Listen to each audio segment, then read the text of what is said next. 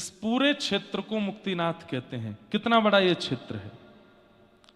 तो कहते हैं 12 कोश तक, 12 कोश उत्तर पूर्व पश्चिम दक्षिण, एक कोश में 3 किलोमीटर होते हैं। तो 12 कोश तक जितना भी है ये सब मुक्तिनाथ क्षेत्र है, दामोदर कुंड से। ये संपूर्ण शालिग्राम भगवान का ही स्थान है। इसलिए हमारे भाष्यकार शेषावतार रामानुज स्वामी जी जब यहां आए तो उन्होंने देखा कि ये तो सब शालिग्राम है। अब ऐसा करना नहीं है, लेकिन उन्होंने क्या किया वो सुन लीजिए। वो चल करके नहीं आए मुक्तिनाथ, घुटने पर आए। क्यों? शालिग्राम जी पर हम चरण कैसे रख सकते? मेरे मन में संशय आया कि हम भी तो चल रहे हैं। अच्छा, एक बात और कहूं, कई जगह ऐसा भी प्रमाण है कि मुक्तिनाथ दर्शन करिए तुरंत जाइए, यहां रुकने का विधान भी नहीं है। क्यों? शालिग्राम है। लेकिन हम तो 7 दिन रुकने वाले हैं, तो फिर इसके पीछे क्या? तब हमने कुछ आचार्यों से पूछा तो आचार्यों ने कहा,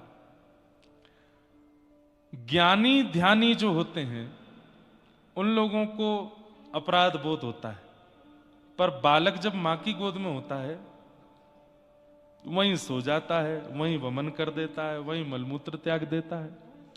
आप ये सोच करके मुक्तिनाथ में विराजो कि ये हमारी मां है, शालिग्राम भगवान हमारी मैया हैं और हम उनकी गोद में बैठे। इस भाव से अगर यहां रहोगे तो दोष नहीं है। तो रामानुजाचार्य जी तो यहां आए थे, वो तो घुटने के बल चल करके आए। सोचिए कहां से घुटने के बल चल के आए होंगे। यहां जो नारायण प्रभु विराजमान है वो भी रामानुज परंपरा के ही ठाकुर जी, उसी भाव से सेवा होती है। दोनों भाव हैं, बौद्ध परंपरा से भी सेवा चलती है और रामानुज परंपरा से भी। हमको उसमें नहीं जाना, विवाद में। सब जगह ये थोड़ा थोड़ा ऐसा होता है। बद्रीनाथ में भी पहले ऐसा था कि वहां पर भी बौद्ध लोगों का ऐसा कहना था कि ये बुद्ध भगवान का स्थान है, और जो बद्री विशाल भगवान थे उनको गंगा जी में प्रवाहित कर दिया था। फिर आद्य गुरु शंकराचार्य भगवान को स्वप्न हुआ, तब वे गए और जाकर के उनको गंगा जी से निकाल करके स्थापित किया। यहां पर भी ऐसा ही है। तो भीतर जो सेवा में आप लोगों ने अगर आज सुबह दर्शन किए हो, एक माता जी होंगी, वो एक विशेष समाज है यहाँ का। उस समाज की दूसरी कन्या, वो अविवाहिता होती हैं, वो विवाह नहीं करती हैं, आद्योपांत जीवन पर्यंत ब्रह्मचारिणी रहती हैं, वही ठाकुर जी की सेवा करती हैं। परंतु वो ब्राह्मण क्षत्रिय वैश्य में नहीं होती। यहां ठाकुर जी ने ये बता दिया कि हम सबके हैं भैया। कई लोग हम पर प्रश्न उठा लेते हैं कि आप तो केवल उनके हो, आप तो केवल उनके हो, आप तो केवल उन्हीं की सेवा। नहीं, सबकी यथा उचित, जहां जहां ठाकुर जी सबकी सेवा। जगन्नाथपुरी में रामानुजाचार्य जी गए, पंडा पुजारियों को बाहर कर दिया, बोले तुम लोग कैसे सेवा करते हो, हम करेंगे सेवा। तो जगन्नाथ प्रभु भावुक हो गए और रामानुजाचार्य जी से गए, दक्षिण में श्रीरंगम में सेवा कीजिए, तिरुनारायण में मेरी सेवा कीजिए, पर यहां उनसे ही मुझे करवाने दीजिए, मुझे उनकी सेवा ही प्रिय है। न जाने कौन से गुण पर दयानिधि रीझ जाते हैं। तो यहां पर भी निश्चित ही वो जो माताएं सेवा करती हैं, उनके पूर्व के कोई होंगे ऐसे, उन्होंने कुछ ऐसा नियम किया होगा कि उससे आज तक रीझ रहे हैं ठाकुर जी। आज तक ठाकुर जी वो सेवा स्वीकार कर रहे हैं। पर रामानुज परंपरा के एक आचार्य भी वहां विराजते हैं, वो ठाकुर जी की पूजा आरती वगैरह सेवा करते हैं। दोनों भाव से सेवा है। तो थोड़ा बौद्ध मत भी यहां है और वैष्णव मत भी यहां है, पर हमको जैसे ठाकुर जी की इच्छा, कोई इच्छा रही होगी इसमें भी। तो ये पूरा क्षेत्र शालिग्राम भगवान का माना जाता है। ऐसा कहते हैं कि अत्यंत अपवित्र जगह, वहां पर यदि एक शालिग्राम भगवान भी यदि पधरा दिए जाते हैं तो वो शालिग्राम जी के स्थापित होते ही वो स्थान पवित्र हो जाता है। अत्यंत असुचि स्थान जो पवित्र नहीं है, वहां पर शालिग्राम जी विराज जाएं तो वो स्थान पवित्र हो जाता है।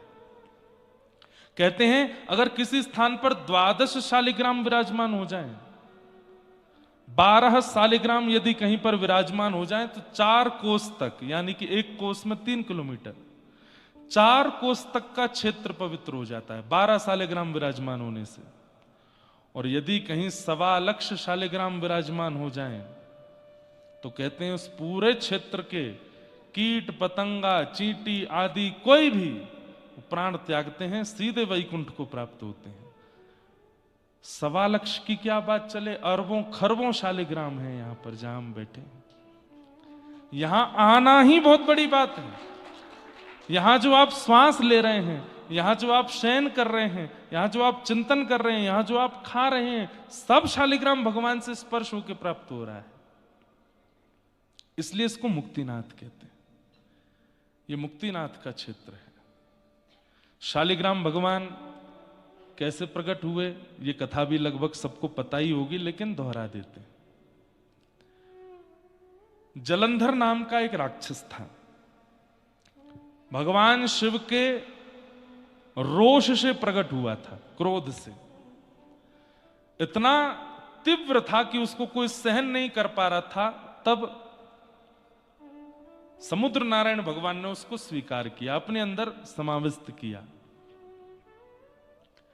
और कालांतर में वो समुद्र से प्रकट हुआ, इसलिए वो समुद्र का पुत्र माना गया, जलंधर। लक्ष्मी जी उसकी बहन हुई। भगवान से लक्ष्मी जी का विवाह हुआ, इसलिए जलंधर भगवान का इनडायरेक्ट वे में साला भी लगता था। लेकिन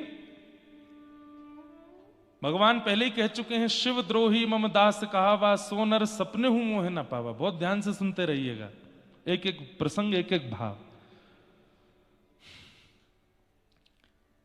लक्ष्मी जी का भाई है, भगवान का साला है, समुद्र का पुत्र है, स्वयं महादेव के ही मस्तिष्क से प्रकट हुआ है, रोष से प्रकट हुआ है। लेकिन उसके मन में इच्छा प्रकट हो गई पार्वती जी के पातिव्रत को नष्ट करने की, और उसके लिए उसने शिव रूप धारण किया। लोग बाग भगवान पर प्रश्न उठाते हैं कि भगवान ने वृंदा के पातिव्रत धर्म को क्यों नष्ट किया। उससे पूर्व की कथा सुनना जरूरी है, क्योंकि जलंधर ने जो किया था वो पाप नहीं, वो महापाप की श्रेणी में आता है। महादेव का रूप धारण करके पार्वती जी का पातिव्रत नष्ट करने के लिए चला था। पार्वती जी कौन है? अगर महादेव से जलंधर प्रादुर्भाव हुआ तो महादेव उसके पिता हैं और पार्वती उसकी मैया है। अपनी ही मां के प्रति ऐसी भावना रख के चला है, तो पहले तो पार्वती जी का पातिव्रत नष्ट करने चला, ये महापाप। उसके बाद वह स्त्री भी कोई और नहीं है, उन्हीं की स्वयं की मैया है, जलंधर की मां लगती हैं पार्वती। महा महा महा महा महापाप की श्रेणी में जलंधर पहुंच गया है। महादेव का रूप धारण करके पार्वती जी के सन्मुख गया, लेकिन पार्वती जी का सौंदर्य देख ही नहीं पाया। इतनी सुंदर पार्वती जी, वहीं मूर्छित होकर गिर पड़ा। पार्वती जी समझ गई महादेव तो नहीं है ये, मेरा सौंदर्य सब नहीं सह सकते, पर महादेव तो देवादिदेव हैं, उन पर किसी की सुंदरता का प्रभाव नहीं होता, ये कोई और ही है। मूर्छित होते ही अपने असली रूप में आया जलंधर। देवताओं ने सोच लिया कि इसने बहुत बड़ा अपराध किया है, इसको दंड मिलना चाहिए। लेकिन तभी जलंधर के जीवन में आई वृंदा, जिनका पातिव्रत ऐसा था कि कोई भी देवता जलंधर का बालमाका नहीं कर पा रहा था।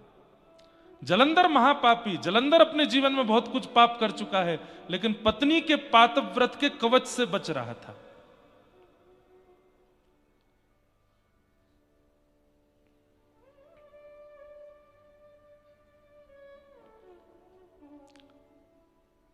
ठाकुर जी को जब ये बात पता चली तो भगवान बोले ठीक है, ये काम हम कर सकते हैं। तब किसी ने कहा वृंदा को बहुत कष्ट होगा, वृंदा को बहुत पीड़ा होगी। तो ठाकुर जी बोले जीवन भर वृंदा को हम सुख प्रदान करने के लिए तैयार हैं, परंतु जलंधर ने जो पाप किया है उसका दंड उसको मिलना चाहिए। और बंधुओं, एक बात बड़ी स्पष्ट समझ लीजिएगा, मेरी बात को अन्यथा मत लीजिएगा, बहुत ध्यान से सुनिएगा। ये जो विवाह होता है ना, विवाह के बाद कन्या के हाथ में जिस वर का हाथ दिया जाता है वो साक्षात नारायण स्वरूप है और कन्या लक्ष्मी स्वरूप है। यदि कन्या उस वर के प्रति नारायण बुद्धि रख के, परब्रह्म बुद्धि रख के, पति परमेश्वर होते हैं ना, उनको परमेश्वर मान करके यदि सेवा करे और उनके प्रति कोई दोष ना रख के उनके प्रति पूर्ण समर्पण कर दे, तो भगवान कहते हैं जिस प्रकार लड्डू गोपाल की सेवा करते हैं, घर में राधा कृष्ण की सेवा करते हैं, जगन्नाथ जी की सेवा करते हैं, सेवा करते करते करते करते एक दिन मैं इतना प्रसन्न हो जाता हूं कि वह विग्रह की आवश्यकता नहीं होती, मैं स्वयं प्रकट हो जाता हूं।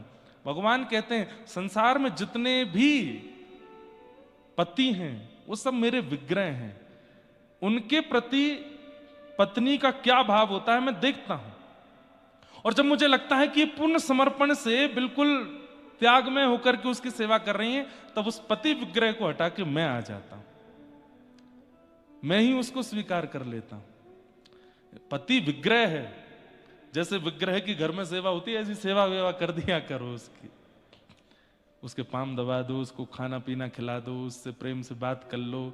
आजकल वुमेन एम्पावरमेंट वाले इसको बहुत गलत लेते हैं। क्यों पति क्यों नहीं कर सकता? क्योंकि पत्नी उसको लक्ष्मी जी नहीं मिलेंगी ना, आपको ही नारायण मिलने वाले हैं। और इस बात का प्रमाण वृंदा की कथा। वृंदा का पातिव्रत ऐसा है, जलंधर के, क्या वृंदा नहीं जानती कि जलंधर ठीक नहीं है? जानती है, लेकिन फिर भी पति है मेरे, और उस पातिव्रत का पूर्ण रूपेण पालन कर रही है। देवताओं ने जाके भगवान से कहा प्रभु आप जलंधर का रूप बना करके जाएंगे, संसार आप पर प्रश्न उठाएगा। भगवान बोले नहीं, पतिव्रता नारी के पातिव्रत का फल ही यही है कि विग्रह पति का अंतर्ध्यान होना और मेरी प्राप्ति हो जाना, और वृंदा को अब मेरी प्राप्ति होगी। और भगवान जलंधर का रूप धारण करके चले गए। वहां जलंधर युद्ध भूमि में था, बड़े बड़े बाण भी उसका बाल बाका नहीं कर पाते थे। क्यों? वृंदा का पातिव्रत। आज भगवान नारायण जब जलंधर रूप धारण करके गए और वृंदा ने जैसे ही देखा, बंधुओं पातिव्रत धर्म नष्ट हो जाता है, पति के अलावा किसी के प्रति प्रेम भरी दृष्टि से देख भी लो तो। प्रेम भरी मतलब जिस दृष्टि से पति को देखते हैं उस दृष्टि से अन्य पुरुष को देख भी लिया तो धर्म नष्ट हो जाता है। अब सामने द्वार पर जलंधर के रूप में भगवान खड़े, और जैसे ही उसने देखा आप ठीक, आप आ गए, रुकिए मैं थाल पूजा का लाती हूं, और उसी भावना से जैसे भगवान को देखा, पातिव्रत धर्म नष्ट हुआ और जलंधर की मृत्यु हो गई। जब पता चला, अपने पति के सर को धड़ से अलग देखा, वृंदा ने, तुम कौन हो? तुम मेरे पति नहीं हो। शंख चक्र गदा पद्मधारी श्रीमन नारायण प्रकट हो गए। प्रकट होकर के कहा वृंदा तुम्हारे पातिव्रत धर्म से प्रसन्न होकर मैं तुम्हें प्राप्त हो रहा हूं। लेकिन वृंदा का पातिव्रत ऐसा कि साक्षात नारायण सामने आ गए हैं, लेकिन फिर भी असुर बुद्धि वाला पति ही प्रिय है। अरे तुम्हारे पास हृदय नहीं है क्या? अरे हृदय की कोमलता कहां चली गई? नारायण बने घूमते हो, परमात्मा बने घूमते हो, मेरे पातिव्रत को तोड़ने के लिए आपने बिल्कुल भी यह विचार नहीं किया कि मैं कितने कष्ट पीड़ा में चली जाऊंगी। आपके पास हृदय नहीं है, पाषाण है। मैं श्राप देती हूं आप पाषाण हो जाओ। भगवान बोले हम पाषाण हो जाएंगे? तो भगवान को कृपा करने के बदले तुम श्राप दे रही हो, तो इस दंड पर हम भी तुम्हें श्राप देते हैं कि तुम भी झाड़ बन जाओ। और झाड़ काहे की बनोगी? बोले तुलसी की। हम बनेंगे शालिग्राम और तुम बनोगी तुलसी महारानी, तब भी तुम्हारा संग नहीं छोड़ेंगे। क्यों? तुम्हारा पातिव्रत धर्म हमको बहुत प्रिय लगा है। जब तक पृथ्वी पर मेरी अर्चना सेवा चलती रहेगी वृंदा, तुम मेरे समीप ही रहोगे। और भगवान शालिग्राम बन गए। शालिग्राम बन के दामोदर कुंड में विराजमान हो गए, और ये पूरा शालिग्राम क्षेत्र है। शालिग्राम भगवान साक्षात नारायण स्वरूप माने जाते हैं। उनकी आराधना, पूजा, सेवा, अर्चना, अब उसके कितनी महिमाएं ये तो हम 7 दिन तक सुनते ही रहेंगे। धो के पी लो, दिखा के खा लो, इतनी सामान्य सी सेवा है। शालिग्राम भगवान को नहला करके चरणामृत पी लो, प्रसाद दिखा के पालो, बस ये सबसे इससे ज्यादा कुछ नहीं करना है। और बस एक काम और, क्या? शालिग्राम भगवान सदैव तुलसी जी के साथ में रहे। शालिग्राम भगवान प्रकट हो गए मुक्तिनाथ क्षेत्र से, और वृंदा यानी कि तुलसी, उनके साथ सदैव आपका निवास होने लगा। इस प्रकार भगवान शालिग्राम रूप में प्रतिष्ठित हुए, शालिग्राम रूप में विराजमान हुए। अब यहां नेपाल में जो गंडकी मैया हैं, इनको कृष्ण गंडकी कहते हैं, और आजकल की भाषा में काली गंडकी बोलते हैं। काली गंडकी आप देखेंगे तो गंडकी जी का जो जल भी है वो भी काला है, पर मूल नाम उनका कृष्ण गंडकी है। कृष्ण मतलब भी काला ही है, कृष्ण गंडकी। एक यहां श्वेत गंडकी भी है, एक श्वेत गंडकी है, एक कृष्ण गंडकी है। ये कृष्ण गंडकी है जो पूरे रास्ते हमको दर्शन देते आ रही थी। आप में से पता नहीं किसी ने, एक आध ने तो किए होंगे। जोमसोम जब आपने हवाई पट्टी पार करी, उसके बाद में बहुत बड़ी शालिग्राम शिला गंडकी जी में विराजमान थी। लगभग सबने दर्शन किए उस शिला के। हाँ, वो शालिग्राम शिला मैंने भी कल, और उनमें भी चक्रांकित था, चक्र विराजमान। अब ये चक्रांकित कैसे है, इसके पीछे भी 2-3 कथा आती हैं। पहले गंडकी जी की भी एक कथा सुनो। शालिग्राम भगवान का एक और नाम है, क्या? गंडकी नंदन। क्या नाम है? हाँ, क्योंकि गंडकी जो थी ये पूर्व जन्म में एक वैश्या थी, और किसी कारणवश मजबूरी में वो कार्य हुआ होगा। लेकिन आप जब यशोदा जी का चरित्र सुनती थी, कौशल्या मैया का चरित्र सुनती थी, तो नेत्र सजल हो जाते थे। दुनिया की भावना रहती है कि वो परमात्मा मुझे प्रियतम रूप में मिले, लेकिन गंडकी जी अपने पूर्व जन्म में, मुझे नाम स्मृति में नहीं आया, कल पता चलेगा तो मैं बताऊंगा, अपने पूर्व जन्म में ठाकुर जी को यही प्रार्थना करती थी कि नाथ, जय जो सुख आपने यशोदा को दिया, जो सुख आपने कौशल्या को दिया, वो सुख मुझे भी दो, मैं भी आपको गोद में खिलाऊं। तो भगवान प्रसन्न हो गए। प्रसन्न होकर प्रकट होकर बोले, आपने इतनी अच्छी कामना करी है मैया, मैं वचन देता हूं। बोले क्या? कौशल्या मैया के गर्भ से तो एक बार आए हम, देवकी मैया के गर्भ से तो एक बार आए हम, लेकिन आपकी गर्भ से हम बार बार प्रकट हुआ करेंगे। कालांतर में हमारे रास विहार के समय, ध्यान से सुनिए, जब हम किशोरी जी के साथ रास विहार कर रहे होंगे, जब हम सियाजू के साथ रास विहार कर रहे होंगे, रास करते करते करते करते करते करते जब हमारे श्रमजल यहां, इसको गंडूश बोलते, वैसे कुल्ला मतलब मुंह भर के ऐसे कुल्ला करना, उसको गंडूश कहते हैं। पर इस क्षेत्र में जब पसीना आवेगा, प्रश्वेत आवेंगे, और वो जब यहां से गिरेंगे, गाल से नीचे जो बिंदु गिरेगा, वही आपका रूप होगा। गंड क्षेत्र से प्रकट हुई, इसलिए उनका नाम है गंडकी। भगवान के गालों से उनका प्रादुर्भाव है। ये वही है जो पूर्व जन्म में भगवान को कह रही थी कि हमारे लिए पुत्र बनो, और ठाकुर जी बोले हम आपके लिए पुत्र रूप में शालिग्राम बन के आएंगे, और मैया आपकी ही कल कल लहरों में हम झूलते रहेंगे, कभी इधर कभी उधर, कभी ऐसे झुलाती रहना हमको, हम आपकी ही गोद में रहेंगे। तो मैया की इच्छा पूरी करके यहां गंडकी मैया प्रकट हुई, भगवान के गालों से प्रकट हुई, और प्रश्वेत का बिंदु है, पसीने के बिंदु, और उससे गंडकी मैया, और इन्हीं के भीतर से शालिग्राम भगवान, जो इनको वरदान दिया था उस भाव से। अब तीसरी कथा सुनो। एक राक्षस था, तो वो राक्षस हिमालय पर बैठ करके तपस्या कर रहा था। तपस्या का नियम है कि नारदो देव दर्शन से पहले नारद जी का दर्शन होता है। बहुत ध्यान से सुनिएगा। नारद जी महाराज प्रकट हो गए, नारायण नारायण नारायण, वरदान मांगो वरदान मांगो। उसकी आंख खुली, सीधे भागा नारद जी के पीछे। नारद जी बोले, अरे बड़ा विचित्र आदमी है भाई, पीछे क्यों भाग रहे हो? बोले, मैं तप कर रहा था जिस कामना से वो कामना पूरी हो गई। बोले, क्या कामना है बताओ तो सही। दौड़ते दौड़ते ही पूछ रहे हैं नारद जी।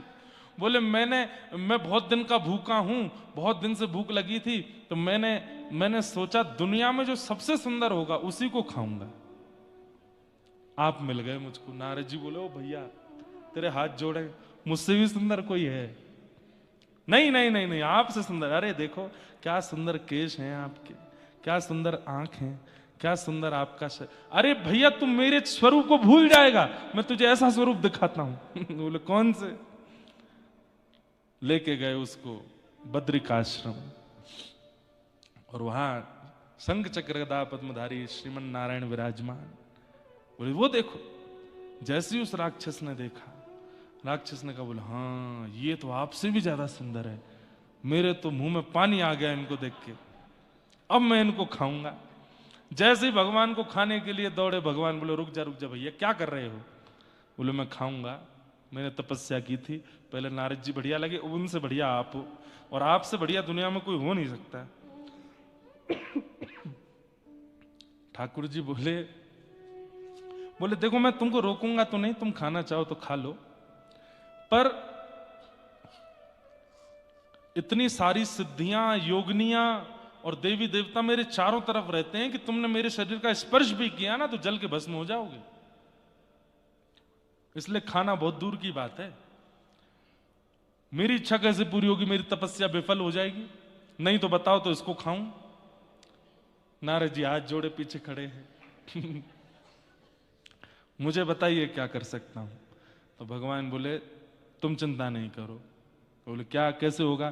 बोले, तुम एक देखो, तप करके तुमने परमात्मा को ही खाने की इच्छा रखी है तो ये अपराध किया है, और इस अपराध के कारण तुम एक कीड़ा बनोगे, और कीड़ा बन के तुम पहुंच जाओगे गंडकी में, और वहां जब जब मेरा स्वरूप तुमको मिलेगा, अनेक पत्थर होंगे उसमें, लेकिन और किसी में तुमको स्वाद ही नहीं आएगा। सबसे सुंदर शालिग्राम शिला, वो जैसी मिलेगी तुम उसको काटा करोगे, खाया करो, खूब प्रेम भर के हमको खाओ, बढ़िया सुंदर चक्राकृति बनाओ, गणेश आकृति बनाओ, शिव आकृति बनाओ, जगन्नाथ आकृति बनाओ, जैसे तुम्हारा मन करे खाते रहना। तो वही राक्षस कीड़ा बन के गंडकी में आ गया, और किसी पत्थर को नहीं खाता है वो केवल शालिग्राम भगवान के पास जाता है, और उनके भीतर जाके कहीं कहीं नृसिंह बना देता है, कहीं कहीं चक्राकृति बना देता है, कहीं पर राम दरबार, हमारे पूज्य मल्लुपीठ वाले महाराज जी की सेवा में राम दरबार है शालिग्राम भगवान में, गणेश आकृति बन जाती है, शिव आकृति बन, ऐसे आकृतियों से युक्त सुंदर सुंदर शालिग्राम भगवान की सेवा भी करता है और अपनी पेट पूजा भी करता है। एक ये कथा, इसलिए चक्राकृति बनती है। और एक बड़ी अद्भुत कथा, यहां नेपाल में एक स्थान है त्रिवेणी घाट। वहां त्रिवेणी घाट को कहते हैं कि यहां पर गजेंद्र त्रिवेणी धाम, वहां पर घाट और धाम एक ही बात नहीं हुए? अच्छा, तो वहां पर गंडकी मैया है ना, हाँ, तो नदी के तट पर तो घाट ही हो जाता है। तो त्रिवेणी धाम में किसी कल्प में गजेंद्र मोक्ष की लीला हुई थी, और कहते हैं कि जैसे ही वहां पर श्रीमन नारायण भगवान प्रकट हुए, और गजेंद्र मोक्ष की कथा आपने सबने सुनी है, नहीं सुनी होगी तो हम थोड़ी थोड़ी सुनाएंगे। गजेंद्र का उद्धार करने के लिए जब भगवान ने सुदर्शन चक्र को छोड़ा है, तो यहीं त्रिवेणी धाम पर उस सुदर्शन ने गजेंद्र के पैर को मुख में लिए बैठे ग्राहक के मुख को विदीर्ण किया, और इतने क्रोध में आ गए सुदर्शन जी कि भगवान के भक्त को इतना क्रोध दिया, उनका वेग शांत नहीं हुआ और पूरी गंडकी चलते चलते चलते वो दामोदर कुंड तक चलते रहे। इस बीच में जितने भी शालिग्राम शिलाएं आई सबका सुदर्शन जी ने स्पर्श किया और उन सब में सुदर्शन आकृति प्रकट हो गई, इसलिए वो चक्राकृति शालिग्राम है। यह भी एक कथा बताई जाती है। कुल मिलाकर के आप जिस धाम तीर्थ में बैठे हैं ये सामान्य नहीं है, ये अति दुर्गम और अति दुर्लभ है, सामान्यता से मिलने वाला नहीं है, परंतु हमें मिला है, इसलिए इसका त्याग किंचित किसी भी रूप में किसी भाव से करना नहीं है। 7 दिन तो परिपूर्ण आनंद यहां करना ही है। अब रही बात कल से आप लोग क्या करेंगे, कथा सुनेंगे। कथा के अलावा अगर आपकी रामानुज परंपरा में है, क्या है शालिग्राम का अर्थ क्या होता है? शाली का मतलब होता है, अब कई लोग शालेग्राम बोलते हैं, कई शालिग्राम बोलते हैं, पर जो भी कहें इसका अर्थ क्या है?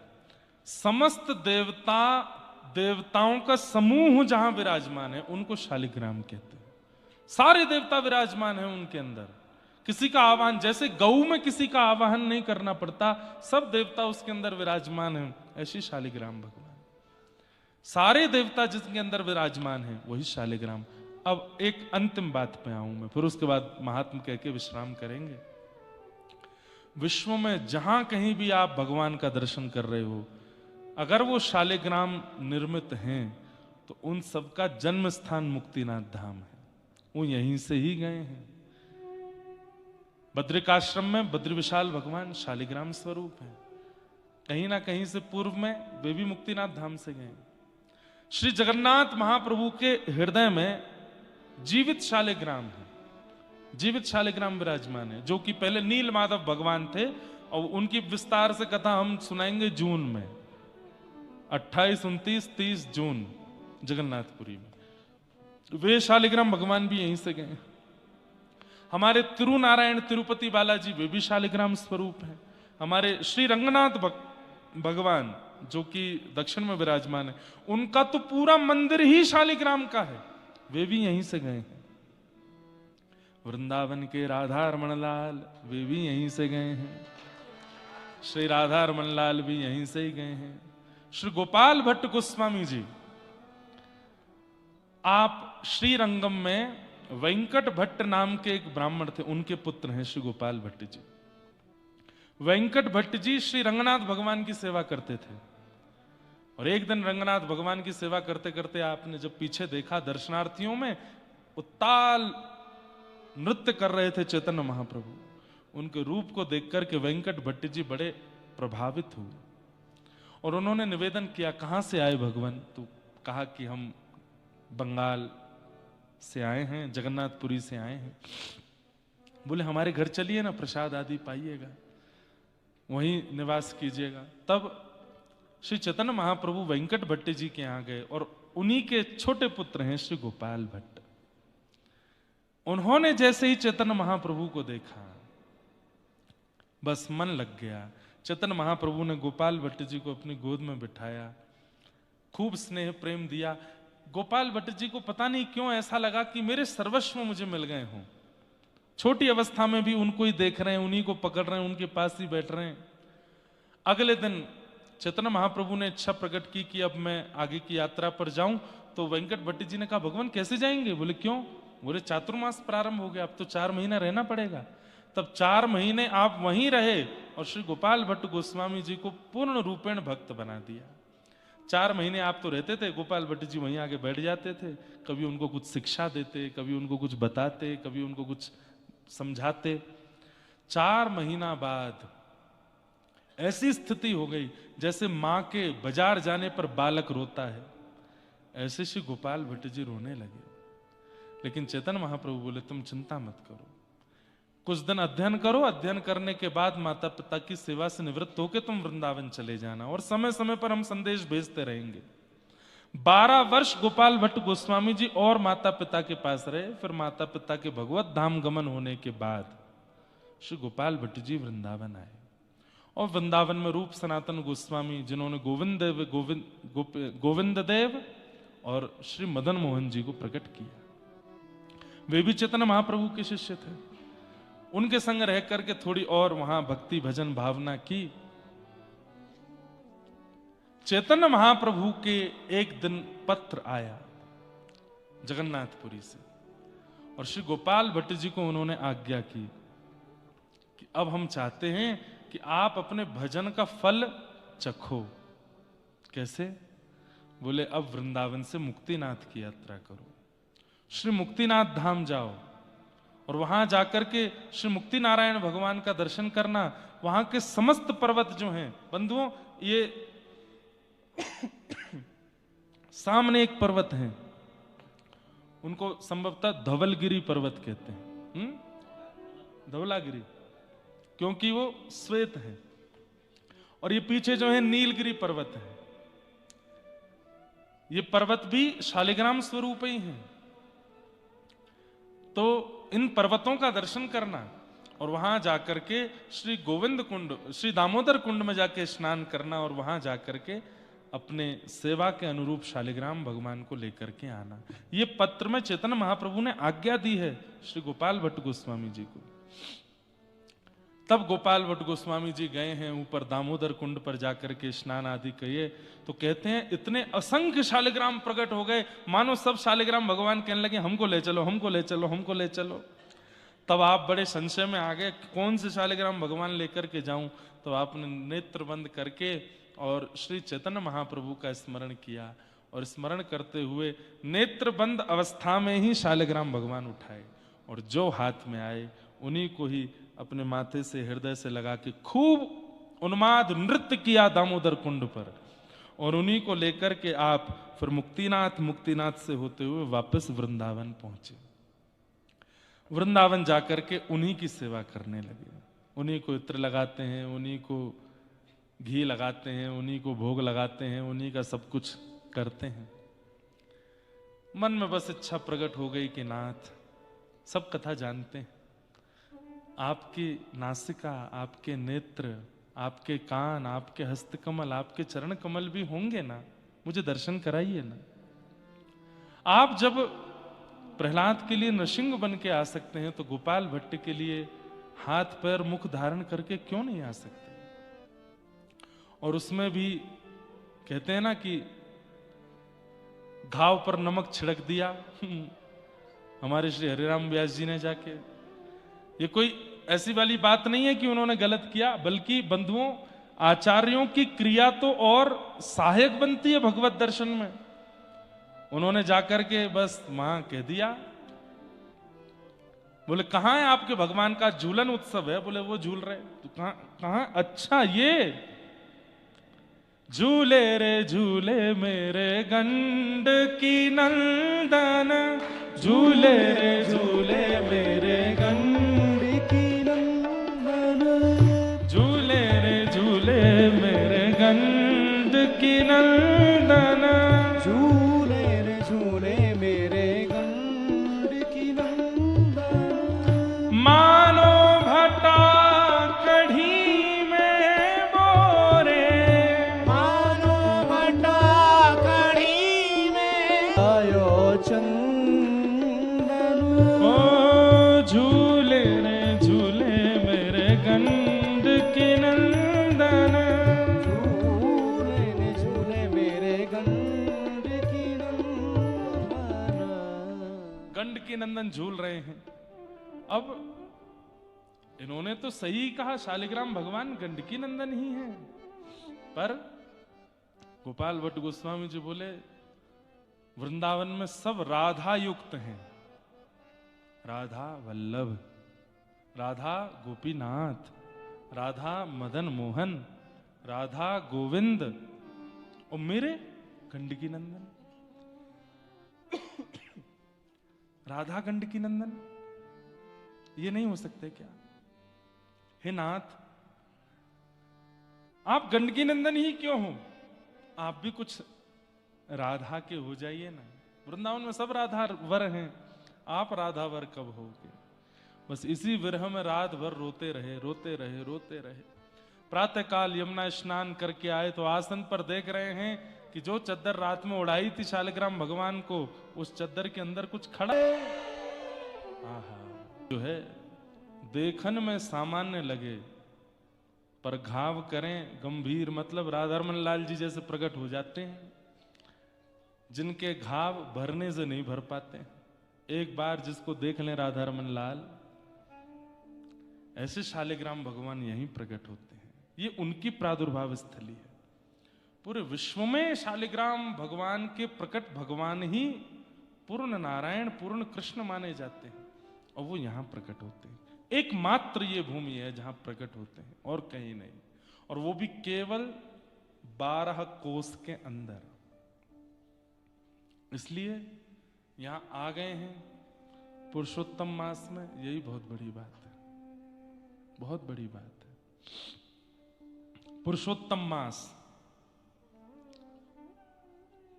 इसे मल मास भी कहा जाता है, कई जगह मल मास कहा जाता है।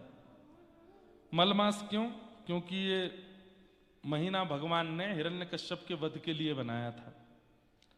हिरण्यकश्यप ने वरदान मांगा था कि मैं 12 महीनों में से किसी भी महीने में ना मरूं, तो भगवान ने 13वां महीना बनाया मल मास। जैसे हिरण्यकश्यप का वध हुआ, पूरे विश्व में हवा की तरह बात फैल गई। 4 साल में एक बार आने वाला ये मल मास, इसमें किसी भी प्रकार का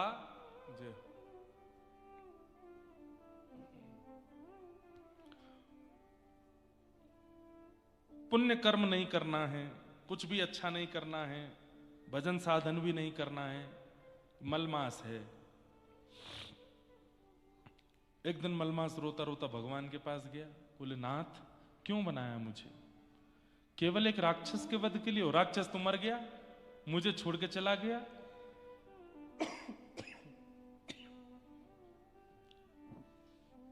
अब मेरी हालत, मुझे कोई स्वीकार नहीं करता। तब जिसको कोई स्वीकार नहीं करता उसको ठाकुर जी स्वीकार कर लेते हैं। भगवान ने कहा हम तुम्हें स्वीकार करते हैं और तुम्हारा नाम बदल दे रहे हैं। बोले क्या? बोले कोई श्रावण मास है, कोई आषाढ़ मास है, कोई मास है, लेकिन तुम्हारा नाम पुरुषोत्तम मास। तुम मेरा ही स्वरूप हो। नहीं नहीं भगवान, लोग बाग नहीं मानेंगे, आप भले ही नाम बदल दो। अरे नाम बदलने से व्यक्ति थोड़ी बदल जाएगा। लोग बाग सोचेंगे कि नाम बदल गया है, पर मास में मास तो मल वाला ही रहेगा। ठाकुर जी बोले हम नियम बना देते हैं। बोले क्या? अगर कोई तुमको मल मास बोलेगा तो उसके पुण्य खत्म हो जाएंगे, इसलिए अधिक मास बोल लीजिए, पुरुषोत्तम मास बोल लीजिए, मल मास मत बोलिए। जबकि है मल मास, पर नहीं बोलना, ठाकुर जी ने मना कर दिया, नहीं अब इसको पुरुषोत्तम बोलना है। और अधिक मास कर दिया। बोले क्या? पहले था कि ये पुण्यों को क्षीण करता है, अब पुण्यों को अधिक कर देता है। हां, कोई मनवांछित क्रियाएं इस मास में नहीं करनी चाहिए। जैसे जीवन जीने के लिए जो जो मानवों की उपयुक्त क्रियाएं होती हैं, उसमें विवाह का क्रम नहीं करना चाहिए। नव गृह प्रवेश, नव गाड़ी, नव वस्तु, नव व्यापार आदि आदि इन सब का नहीं कुछ करना चाहिए, जिससे आपका जीवन यापन होता है। उन सब के लिए नहीं। ये मास केवल और केवल भगवत प्राप्ति के लिए। ठाकुर जी ने कहा इस मास में और कोई काम नहीं करना, केवल मेरा भजन करो। और वृंदावन में तो एक अलग परपाटी है। क्या? पहले से लेके 30 दिन तक सारे उत्सव जो साल भर में मनाए जाते हैं, वो सारे उत्सव 1 महीना में मना लिए जाते हैं। मतलब किसी महीने को भगवान ने झूलन उत्सव प्रदान किया, किसी महीने को होली प्रदान की, किसी महीने को दीपावली प्रदान की, किसी महीने को रक्षाबंधन प्रदान की, किसी महीने को अक्षय तृतीया प्रदान की।